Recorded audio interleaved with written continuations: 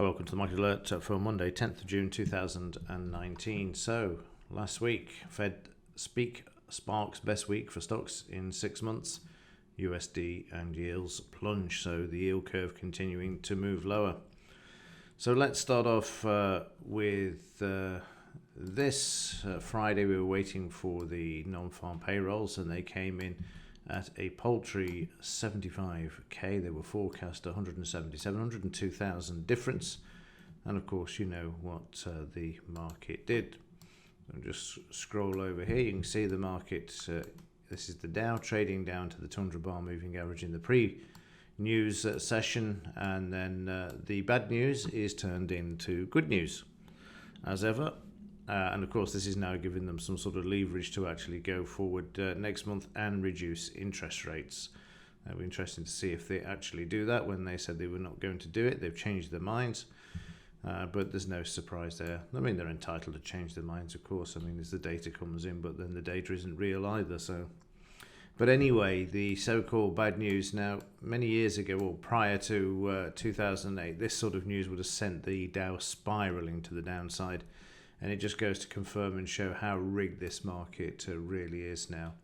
So we started the session with professional buying bars with a bit of profit taking. We buy back, a bit more indecision, and then all of a sudden all of the battle is over and we head to the upside there. And the market's up. This is 100 points, 200 points, 250 points before the market runs out of steam.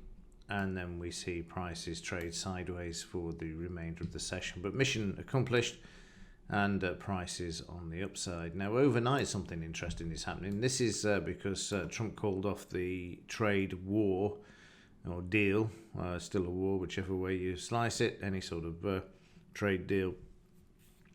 And with Mexico, that was. And then prices moving back and filling the gap. So it's going to be interesting to see what they do from here. Watch the 200 bar moving average in the pre-market session to see if prices will bounce off this and then head back to the upside as well. So Friday we see the market trading above all of the three averages now. The final one, the 50 bar moving average, still above this at the moment. The 26,000 area is key. At the moment we're at 26,083. It needs to stay above this. And also in order to move high now, we need to take out the high of the overnight for last night. News today, it's bank holiday in Europe for the French and the Germans. We've got GDP month by month. This is going to show a negative. Apparently, forecast a negative, so that will be blamed on uncertainty and Brexit. And manufacturing production also will be blamed, any drop in this, on the Brexit failure, I suppose is the only way to describe it.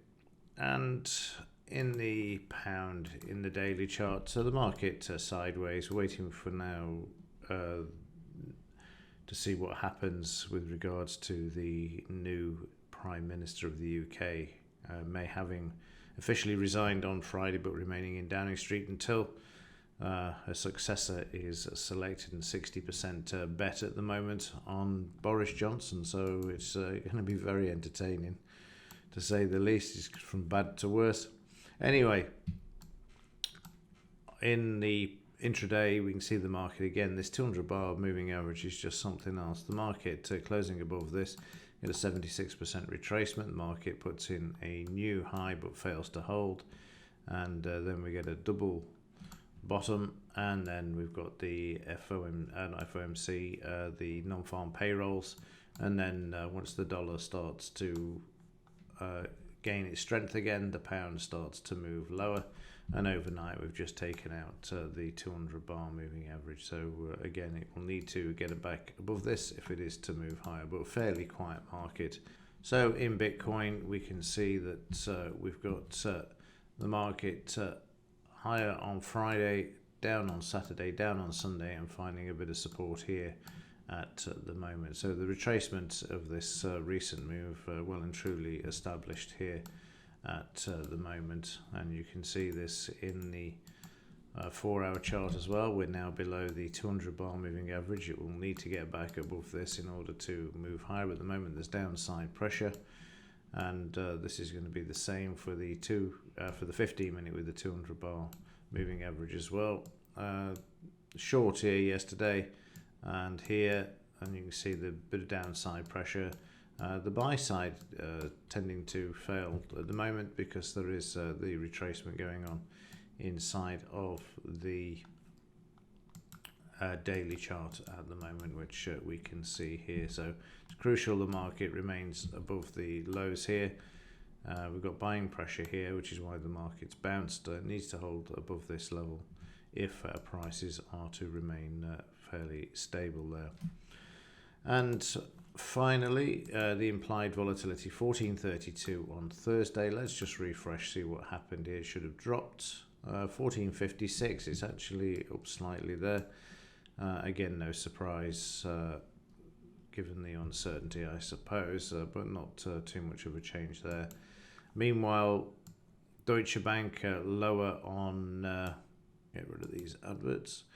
Meanwhile, lower on Friday, the day's range 675, 681, managing a close of 676. Watch the 640 level, as we've spoken of before, and the yield curve remains inverted as well against all of the others, apart from the 30-year. I think, yeah, the 20-year is just about getting there now, but once you get an inversion on the 30-year, then I think we're just guaranteed a recession there. But certainly not looking good.